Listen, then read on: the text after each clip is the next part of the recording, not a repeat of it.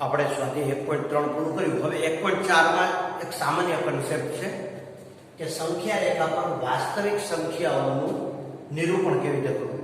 વાસ્તવિક સંખ્યાઓ છે એ દશાંશ ચિહ્નવાળી હોય તો કેમ દર્શાવવી. તો આપણે એક ઉદાહરણ જોઈએ પછી સ્વાધ્યાયની વાત કરીએ.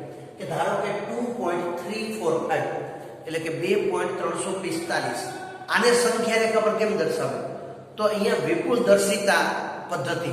વિપુલદર્શિતા એટલે ખરેખર મેગ્નિફાઇંગ લેન્સ એટલે કે બિલોરી કાચ, અથવા આપણે અત્યારની કોમ્પ્યુટરની ભાષામાં કહીએ ને તો ઝૂમ કરવાનું એટલે કે મોટું કરવાનું. તો જો હું તમને એ બતાવું છું, બહુ ધીરજપૂર્વક જોજો. અહીંયા સંખ્યા રેખા પર 0 1 2 3 -1 -2 -3 આપેલા છે. હવે આપણે જોઈએ છીએ 2.345 એટલે એ 2.3 અને 2.4 ની વચ્ચે છે. તો કે હા. તો પહેલા તો 2 અને 3 ની વચ્ચે છે. તો કે હા. તો આ 2 અને 3 આ ભાગને ઝૂમ કર્યો. જો ઝૂમ કરી તો 2 અને 3 ઝૂમ થઈને આવી રીતે થશે. 2 અહીંયા આવી ગયા, 3 અહીંયા આવી ગયા. પણ આ 2 નથી, 2.0 અને આ 3 નથી પણ 3.0. તો 2 અને 3 ની વચ્ચે શું હોય? તો કે 2.1 2.2 2.3 2.4 2.5 6 7 8 9 અને 3. હવે આપણી સંખ્યા 2.3 પછી 4 5 છે. 2.3 અને 2.4 ની વચ્ચે છે. તો પાછું આ 2.3 અને 2.4 પોઈન્ટ પછી એક એક આપણો પાછા એને ઝૂમ કર્યા. તો આને ઝૂમ કરી તો 2.3 નો ગણાય પડી 2.30 અને આ 2.4 નથી પણ 2.40. તો 2.3 અને 2.4 ની વચ્ચે એટલે કે 2.30 અને 2.40 ની વચ્ચે 2.31 2.32 33 34 35 36 37 38 39 અને 2.40. હવે 2.34 અને 2.35 જો તો 2.34 અને 35 આને પાછા ઝૂમ કરો તો 2.34 નથી પણ 2.340 પાછળ બિંદુ લાગી જાય. 2.35 નથી પણ 2.350.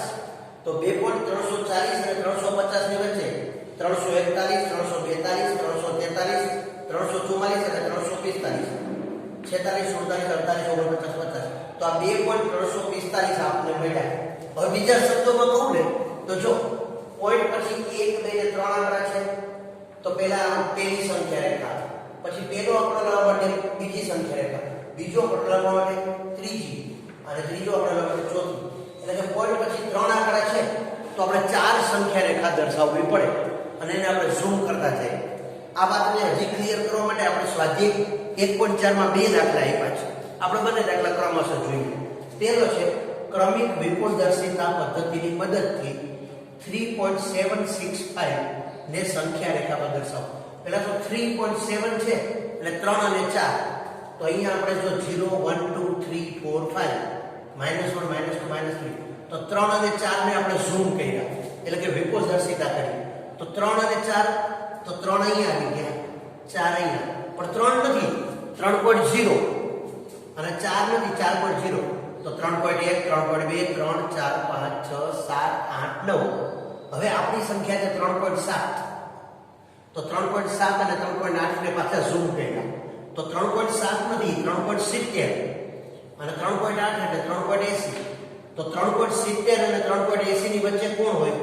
3.71 72 73 74 75 76 77 78 79. હવે 76 અને 77 3.76 છે. તો 76 અને 77 ને પાછા ઝૂમ કર્યા. તો 3.76 3.76 નથી પાછળ બિંદુ 3.760 3.77 નથી 3.770 પછી 60 પછી અહીંયા 3.761 3.762 3.763 3.764 3.765 3.767 3.768 3.769 અને 3.70. તો અહીંયા આપણું 3.765 આપણને મળી જાય. આવી રીતે આપણે જે આનો બીજો દાખલો પણ જોઈએ એટલે સાવ ક્લિયર થઈ જાય. જો મિત્રો બીજો દાખલો છે. અહીંયા હું થોડું ટૂંકું લખું છું પણ તમે સમજી શકો છો. ક્રમિક વિપુલદર્શિતા પદ્ધતિની મદદથી સંખ્યા રેખા પર 4.26 રિપીટ ને 4 દશાંશ સ્થળ સુધી બતાવો. 4 દશાંશ સ્થળ એટલે 4.26 26. હવે આપણે જાણીએ છીએ કે 4 દશાંશ સ્થળ સુધી બતાવવું છે તો 5 રેખા થશે. પહેલી હવે થોડી ઝડપ. અહીંયા 0 1 2 3 4 5 -1 તો અહીં 4 અને 5 ની વચ્ચે છે. તો 4 ને મોટા કરો એટલે 4.0, 5 ને મોટા કરો એટલે 5.0. હવે 4.0 અને 5.0 ની વચ્ચે 4.1 2 3 4 5 6 7 8 9. હવે 4.2 અને 3 ની વચ્ચે બીજો આંકડો આવ્યો. તો 4.2 એટલે 4.20 અને 4.3 એટલે 4.30. જે ફિગર કરી પાછળ 0 મૂકવાનો. તો 4.20 અને 4.30. હવે એને લખી તો 20 અને 30 ની વચ્ચે શું હોય? 4.21 22 23 24 25 26 27 28 29. હવે અહીંયા બીજો આંકડો 6 છે એટલે 4.26 અને 4.27. આને મોટા કરો. 4.26 પાછળ બીજું એટલે 4.260. 4.27 પાછળ બીજું એટલે 4.270. તો 260 ને 270 ની વચ્ચે 261 62 63 64 65 એમ 69 અને 70. પણ આપણે તો ત્રીજો આંકડો 2 છે એટલે 4.262 અને 263. 4.262 અને 263. આને ઝૂમ કરો તો 262 છે એની પાછળ બીજું એટલે 4.2620 અને 4.2630. હવે 20 અને 30 ની વચ્ચે 21 22 23 24 25 26. 4.2626 27 28 29 અને 30. તો 4.2626 અહીંયા બતાવી શકાય. ફરી વખત આ કન્સેપ્ટમાં કાંઈ નથી, સમજો. પહેલા જો 4 છે એટલે 4 અને 5 ને ઝૂમ કર્યા. તો 4 એટલે 4.0 અને 5.0. પછી 4.1 2 3 4. પણ 4.2 છે તો 2 અને 3 ને પાછા ઝૂમ કર્યા. તો 2 એટલે 4.20 અને 3 એટલે 4.30. તો 20 અને 30 ની વચ્ચે 26. તો પાછા 26 અને 27 ને ઝૂમ કર્યા. 26 એટલે 4.260 અને 4.270. પણ આપણે 262 જોઈએ. તો 262 અને 263 ને ઝૂમ કર્યા. 262 અને 26 20 અને 263 અને 26 30. પણ આપણે 26 જોઈએ. તો 21 22 23 24 25 અને 26. આ રીતે આપણે મેળવી શકાય. હવે આપણે સ્વાધ્યાય 1.5 ના કન્સેપ્ટ સમજવાના છે. અહીંયા આપણે અસમય સંખ્યાઓની ગાણિતિક પ્રક્રિયાઓ એટલે કે બે અસમય સંખ્યાઓ હોય એના સરવાળા, બાદબાકી, ગુણાકાર કે ભાગાકાર કરીએ તો તે સમય કે અસમય મળે. બરાબર સમજો. બે અસમય સંખ્યાઓના સરવાળા, બાદબાકી, ગુણાકાર કે ભાગાકાર એ સમય પણ હોઈ શકે અને અસમય પણ હોઈ શકે. આપણે થોડા ઉદાહરણ ઝડપથી જોઈએ. આ માત્ર જ્ઞાન ખાતર છે પણ આપણને ઉપયોગ કરતા આવડે. દાખલા તરીકે અહીંયા છે કે 3 + √5 અને 3 - √5. આનો સરવાળો કરીએ. સરવાળો 3 + √5 પ્લસ છે તો +3 પ્લસ માઇનસ √5. તો વર્ગમૂળ 5 ઉડી ગયા. 3 + 3 6. એટલે કે આ સમય મળ્યો. તો બે અસમયનો સરવાળો કેવો મળ્યો? અહીંયા સમય. આ ઉદાહરણમાં આપણે એક ઉદાહરણ એવું જોશું જેમાં અસમય મળે. હવે એની બાદબાકી કરીએ. બાદબાકીમાં પહેલી રકમ 3 + √5 માઈનસ કરો એટલે -3 અને માઈનસ +√5. તો -3 + 3 ઉડી ગયા. વર્ગમૂળ 5 વત્તા વર્ગમૂળ 5 એટલે 2 વખત વર્ગમૂળ 5. આ કેવું આવ્યું? અસમય. એટલે કે જો બે અસમય સંખ્યાનો સરવાળો સમય મેળવ્યો પણ બાદબાકી કેવી મળી? અસમય. હવે આપણે એક ઉદાહરણ એવું જોઈએ કે જેમાં સરવાળો અસમય મળે અને બાદબાકી સમય. માનો કે એક ઉદાહરણ આવું છે √5 + 6 અને √5 - 6. હવે આનો સરવાળો કરો તો વર્ગમૂળ 5 વત્તા 6 વત્તા વર્ગમૂળ 5 -6. તો -6 અને +6 ઉડી ગયા. પણ વર્ગમૂળ 5 વત્તા વર્ગમૂળ 5 ઘણા લોકો ઉતાવળ શું કરે? વર્ગમૂળ 5 વત્તા વર્ગમૂળ 5 એટલે વર્ગમૂળ 10. પણ વર્ગમૂળ વાળી સંખ્યાઓનો સરવાળો કરીએ ત્યારે એની સંખ્યા વધે. એટલે કે વર્ગમૂળ 5 વત્તા વર્ગમૂળ 5 એટલે 2 વખત વર્ગમૂળ 5. તો આ કેવું મળ્યું આપણને? અસમય. એટલે કે જો બે અસમયનો સરવાળો અસમય પણ મળ્યો, અહીંયા બે અસમયનો સરવાળો સમય પણ મળ્યો હતો, અહીંયા બાદબાકી અસમય મળી હતી, હવે આપણે આની બાદબાકી કરીએ. બાદબાકી બે ની રકમ એમને વર્ગમૂળ 5 વત્તા 6 બાદબાકી કરીને માઈનસ વર્ગમૂળ 5 અને માઈનસ માઈનસ પ્લસ 6 તો વર્ગમૂળ 5 અને વર્ગમૂળ 5 ઉડી ગયા 6 વત્તા 6 12 માટે આ સમય મળ્યા. એટલે કે આપણે એવું કહી શકાય કે બે અસમય સંખ્યાઓનો સરવાળો કે બાદબાકી સમય પણ હોઈ શકે અને અસમય પણ હોઈ શકે. હવે આપણે ગુણાકાર ભાગાકારનું એક એક ઉદાહરણ જોઈએ. આ માહિતી આપણે બરાબર ક્લિયર કરવાની છે. ગુણાકાર ભાગાકારનું એક એક ઉદાહરણ જોઈએ. તો ગુણાકાર કરીએ આપણે. દાખલા તરીકે અહીંયા આપણે લખીએ કે વર્ગમૂળ 5 અને વર્ગમૂળ 5. હવે આનો ગુણાકાર કરીએ તો વર્ગમૂળ 5 ગુણ્યા વર્ગમૂળ 5. ગુણાકાર કરો ને ત્યારે સંખ્યા વર્ગમૂળની અંદર ગુણાકાર કરીને જાય. એટલે કે વર્ગમૂળ 5 ગુણ્યા વર્ગમૂળ 5 એટલે વર્ગમૂળ 25. પણ વર્ગમૂળ 25 છે, 25 નું વર્ગમૂળ તો આપણને ખબર છે શું મળે 5. 25 વર્ગમૂળ 25 એમ લખો તો એની કિંમત 5 મળે. પણ જો આ જ વસ્તુ શબ્દોમાં લખો ને કે વર્ગમૂળ 25 તો આની કિંમત પ્લસ અથવા માઈનસ 5 હોય, જેની ચર્ચા આપણે ક્યારેક કરશું આગળ. અત્યારે તો વર્ગમૂળ 25 એટલે કે 5. તો અહીંયા બે અસમય સંખ્યાનો ગુણાકાર સમય મેળવ્યો. પણ હવે આપણે બીજું ઉદાહરણ લઈએ કે વર્ગમૂળ 3 અને વર્ગમૂળ 2. હવે આનો ગુણાકાર કરો તો વર્ગમૂળ 3 ગુણ્યા વર્ગમૂળ 2 એટલે કે વર્ગમૂળ 3 દુ 6. 6 નું વર્ગમૂળ નીકળે નહીં તો આ અસમય મેળવ્યું. આ કેવું મેળવ્યું તો સમય.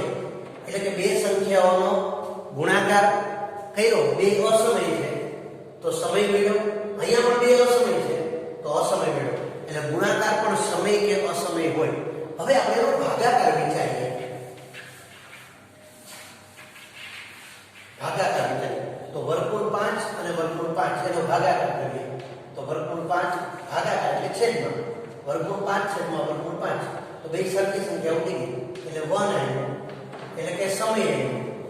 પણ વર્ગમૂળ 3 ભાગ્યા વર્ગમૂળ 2 આનો કઈ છેદ ઉડે નહીં તો આ કેવું આવ્યું અસમય. એટલે કે આપણે કહી શકાય કે બે અસમય સંખ્યાઓના સરવાળા બાદબાકી ગુણાકાર કે ભાગાકાર સમય અથવા અસમય હોઈ શકે. પણ હવે એક વધારાનું વાક્ય યાદ રાખજો કે કોઈ એક સમય સંખ્યા હોય અને અસમય સંખ્યા હોય, એનો સરવાળો કે બાદબાકી કરીએ તો એ હંમેશા અસમય મળે. ફરીથી સાંભળજો, સમય સંખ્યા અને અસમય સંખ્યાનો સરવાળો કે બાદબાકી હંમેશા અસમય મળે. પણ સમય સંખ્યા અને અસમય સંખ્યાનો ગુણાકાર કે ભાગાકાર એ સમય પણ હોઈ શકે અને અસમય પણ હોઈ શકે. હવે થોડાક આપણે સૂત્રો સમજીએ કે ધારો કે a b c અને d ધન વાસ્તવિક સંખ્યા હોય તો વર્ગમૂળમાં a b છે એની બદલે આપણે છૂટું પાડી વર્ગમૂળ a વર્ગમૂળ b લખી શકાય. એટલે કે વર્ગમૂળ 6 હોય તો એની બદલે વર્ગમૂળ 2 અને વર્ગમૂળ 3 લખી શકાય. એની બદલે વર્ગમૂળ 32 હોય તો વર્ગમૂળ 16 અને વર્ગમૂળ 2 લખી શકાય. અને 16 છે તેનો વર્ગમૂળ 4 નીકળે, જેનો આપણે ઉપયોગ આગળ કરશું. એટલે કે બે સંખ્યાઓ વર્ગમૂળમાં ગુણાકારમાં હોય તો બેને અલગ અલગ લખી શકાય વર્ગમૂળમાં. બે સંખ્યા વર્ગમૂળમાં ભાગાકારમાં હોય રૂટ a ભાગ્યા રૂટ b તો બેના ભાગાકાર અલગ અલગ કરી શકાય. વર્ગમૂળ a છેદમાં વર્ગમૂળ b એટલે કે વર્ગમૂળમાં 3/4 હોય તો વર્ગમૂળ 3 અને વર્ગમૂળ 2 અલગ અલગ લખી શકાય. હવે આ આપણે બે વર્ગના તફાવતનો અવયવ શીખી ગયા છીએ. બે પદ સરખા છે, ખાલી વચ્ચે એકવાર પ્લસ છે ને એકવાર માઈનસ છે. x + y ને x - y હોય તો આપણે x² - y વર્ગ લખતા હતા ને, એમાં અહીંયા વર્ગમૂળ a + વર્ગમૂળ b, વર્ગમૂળ a - વર્ગમૂળ b છે તો વર્ગમૂળ a નો વર્ગ, વર્ગમૂળ a નો વર્ગ શું થઈ જાય a, વર્ગમૂળ b નો વર્ગ b. પણ જો આ બંને વર્ગમૂળમાં છે, એકવાર પ્લસ અને એકવાર માઈનસ તો બંનેના વર્ગમૂળ નીકળી ગયા. પણ બેમાંથી એક વર્ગમૂળમાં હોય ને એક ન હોય તો શું થાય a + વર્ગમૂળ b, a - વર્ગમૂળ b તો a નો વર્ગ, કારણ કે a છે વર્ગમૂળમાં નથી, માઈનસ વર્ગમૂળમાં b છે તો એનો વર્ગ કરો એટલે ખાલી b આવે. એવી જ રીતે વર્ગમૂળ a વત્તા વર્ગમૂળ b વર્ગમૂળ a માઇનસ b. તો અહીંયા વર્ગમૂળ a છે એ વર્ગમૂળમાં છે, તો એનો વર્ગ કરી તો ખાલી a આવે, પણ b છે એ વર્ગમૂળમાં નથી તો b નો વર્ગ થાય. હવે વર્ગમૂળ a વત્તા અથવા ઓછા વર્ગમૂળ b કૌંસ પર વર્ગ દ્વિપદીનું વિસ્તરણ આપણે 8મા ધોરણમાં ભણી ગયા છીએ. પેલી રકમનો વર્ગ તો વર્ગમૂળ a નો વર્ગ કરો એટલે a, વચ્ચેના પદની નિશાની પ્લસ અથવા માઈનસ 2 ગુણ્યા પેલી બીજી રકમ 2 વર્ગમૂળ ab અને બીજી રકમનો વર્ગ એટલે કે વર્ગમૂળ b નો વર્ગ કરો એટલે b. હવે વર્ગમૂળ a વત્તા વર્ગમૂળ b વર્ગમૂળ c વત્તા વર્ગમૂળ d ચાર અલગ અલગ સંખ્યાઓ છે, તો આનું વિસ્તરણ પહેલી સંખ્યા પહેલીને ગુણે એટલે વર્ગમૂળ a ગુણ્યા વર્ગમૂળ c, વર્ગમૂળ a ગુણ્યા વર્ગમૂળ d, વર્ગમૂળ b ગુણ્યા વર્ગમૂળ c, વર્ગમૂળ b ગુણ્યા વર્ગમૂળ d. તો આ રીતે આપણે આનો ઉપયોગ કરી અને દાખલાઓ ગણી શકાય. હવે આપણે સ્વાધ્યાય 1.5 ના દાખલાઓ જોઈશું.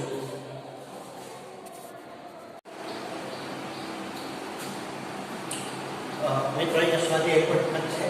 નીચે આપેલી સંખ્યાઓનું સમય અને અસમય સંખ્યાઓમાં વર્ગીકરણ કરો.